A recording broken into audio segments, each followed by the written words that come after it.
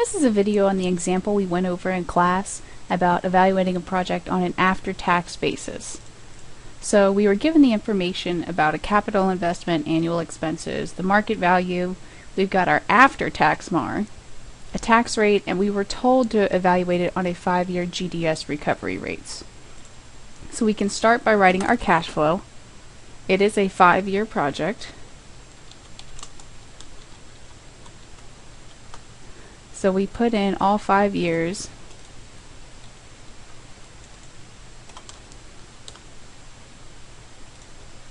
And then we can do our before tax cash flow, BTCF.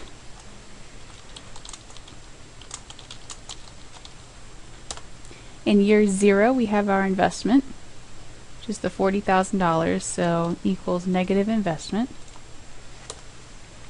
In year 1 through 5, there are annual expenses of $2,500, so equals a negative annual expenses, F4 to get it an absolute reference.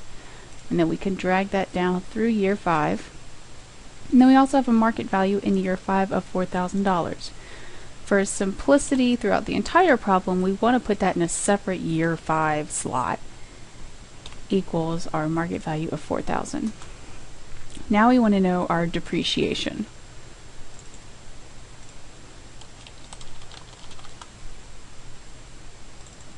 Let's start with our rates.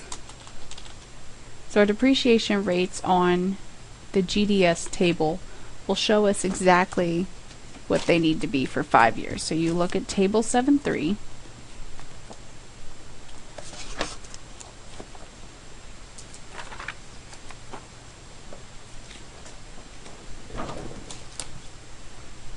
Under the 5-year depreciation rates, and it needs to be 0 in year 0, and then 0.2, 0.32, 0.1920, 0.1152,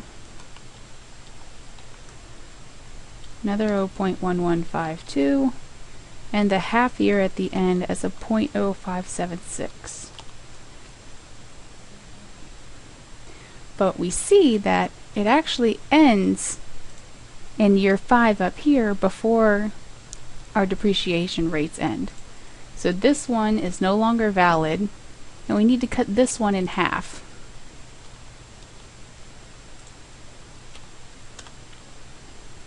So now we have our depreciation rates for years 1 through 5. Now we can calculate our depreciation. Depreciation is our cost basis times the depreciation rate. So our cost basis is this $40,000 times the depreciation rate.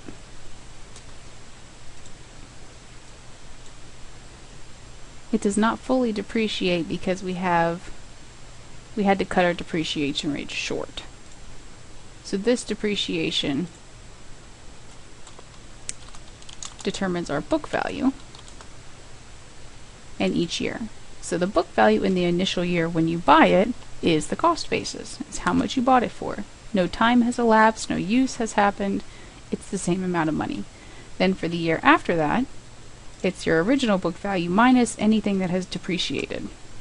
And you get a new value. You can drag that down, and we notice that we have a leftover book value here of $4,608. So that carries down into the second year 5 as well, as you will see in a little bit. For the tax analysis, first we need to determine what our taxable income is. Taxable income is our revenue minus expenses minus depreciation. So equals revenue, we don't have any, minus expenses, which is this amount, minus depreciation.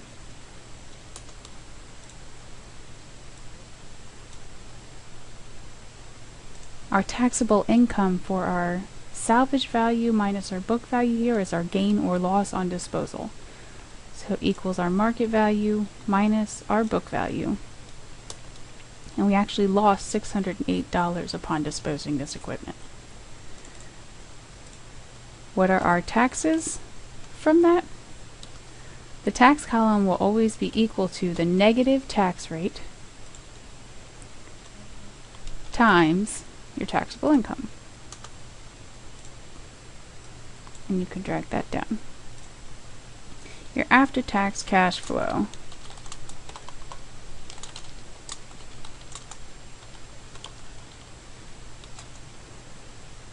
is your before-tax cash flow plus taxes, whatever happened due to taxes. Now we have an after-tax cash flow, but it's somewhat incorrect because it has 2 year 5s. So we need to wrap these 2 year 5s and add them together for a single year 5. So we call that the adjusted after-tax cash flow. And for the most part, it just equals our other cash flow, except in this final year, we have to add both year 5s. Now we have a total for year 5, and now that our total project is wrapped into only 5 years, we can do our present worth and annual worth. So equals NPV of our rate, so that would be our after-tax MAR, our values in years 1 through N, plus our value in year 0, net present value of negative 27,000, and an annual worth, if we need it, equals negative PMT. The rate at 8%, number of periods is 5, and using the present value, we get $6,848 negative dollars. Now we have evaluated a project from start to finish on an after-tax basis using GDS recovery rates.